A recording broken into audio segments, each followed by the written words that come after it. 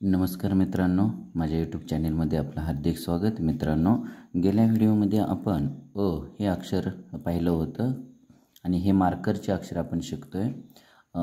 Marker मुळात आपल्याला जर चांगल्या प्रकारे हाताळता आला तर आपल्याला इतर पेनही आपल्याला चांगल्या प्रकारे हाताळता येतात। यावरूनच आपल्याला फलक लेखन म्हणजे खडू कसा धरावा, तसेच आपल्याला कटनिपचा सुद्धा वापर करता येतो आणि ब्रश रायटिंग हे सुद्धा याच्यातच आहे। म्हणजे प्रथमतः अक्षरं कशी काढावीत हे ज्यावेळी कळेल त्यावेळी आपल्याला सर्व साहित्य घेऊन आपल्याला हे लेखन करता येईल आणि सुंदर करता येतं।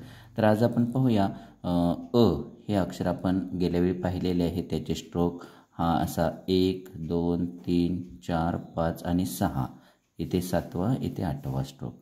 हे सहज फिरवून काढल्यानंतर येणारं हे अक्षर आपल्याला या प्रकारचे अक्षर काढतोय आपण। त्यानंतर ई हे अक्षर जर बघितलं तर आपल्याला इथे एक काढून दाखवलेलं आहे आणि इथे। तर या ई मध्ये प्रथमतः उभी आडवी म्हणजे ही जाड रेषा असणार आहेत। रेषा कशा असाव्यात हे मी गेल्या व्हिडिओमध्ये सांगितलेले आहेत। त्यानंतर इकडे तिरका, याचाच अर्थ ही लहान आहे। इकडे पुन्हा मोठी, ही पुन्हा तिरकी म्हणजे लहान, इकडे मोठी येईल आणि ही पुन्हा छोटी आणि ही मोठी। या ठिकाणी अक्षर काढून मी दाखवलेलं आहे। उभी आडवी खाली तिरकी, पुन्हा इकडे मोठी तिरकी लहान मोठी लहान आणि मोठी। प्रत्यक्षात आपण अक्षर पाहूया। प्रथमतः उभी ही मोठी रेषा येणार आहे, त्यानंतर आडवी ही पण मोठी येणार व्यवस्थित, त्यानंतर तिरकी याचाच अर्थ इथं आपली लहान यायला पाहिजे, त्यानंतर मोठी या बाजूला जाते, पुन्हा लहान पुन्हा मोठी, पुन्हा इथे गाठ ही लहान येणार आहे आणि इकडे मोठी।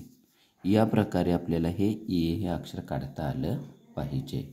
आणि हे जे स्ट्रोक आहेत हे स्ट्रोक्स लक्षात येणं गरजेचं आहे। त्यामुळे आपल्याला त्या रेषांचा सराव करणं फार महत्त्वाचं आहे। अशा प्रकारे सुंदर असं ई काढता येईल आपल्याला। त्याचप्रमाणे दीर्घ ई सुद्धा, त्याला फक्त वरती रफार असणार आहे आणि याचा सराव करणं फार महत्त्वाचं आहे रेषांचा। तसेच आपण इथे ए अक्षर बघणार आहोत। एचं मी इथे लेखन केलेलं आहे। ए हे सरळ उभी रेषा आहे, ही मोठी रेषा येईल, ही लहान रेषा येणार तिरकी आणि इथे मोठी येईल। इथे तिरकी थोडीशी आहे, त्याचा लहान सुरुवात होईल आणि इथे मोठी येणार आहे। किंवा दुसऱ्या प्रकारे सुद्धा एक ए आपण काढू शकतो जे या पद्धतीने येते। इथे फक्त थोडी लहान येईल, ही उभी आली तर ती मोठी येईल आणि इकडे तिरकी याचा अर्थ ही पण मोठी आहे। इथे मी काढून दाखवलेलेच आहेत हे स्ट्रोक्स बघा। ही उभी मोठा आहे, हे लहान आहे, इथे लहान मोठे लहान बाकी मोठे। प्रत्यक्षात आपण काढूया। पहा, ए मोठे लहान मोठे